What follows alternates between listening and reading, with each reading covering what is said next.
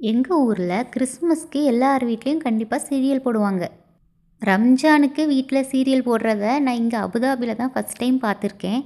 இங்கே நிறைய பேர் வீட்டில் சீரியல், வீட்டுக்கு வெளியில் இருக்க மரத்தில் சீரியல் இதெல்லாம் போட்டிருக்காங்க. நைட் டைமில் அதெல்லாம் பார்க்கவே ரொம்ப கலர்ஃபுல்லாக சூப்பராக இருக்குது.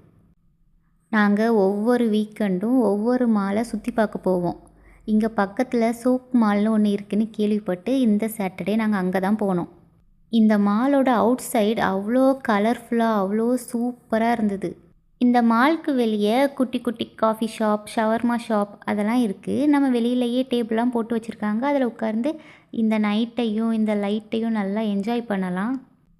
நிலாவில் ஒயிட் கலர் சீரியல் போட்டு வச்சுருந்தாங்க. அவ்வளோ சூப்பராக இருந்து.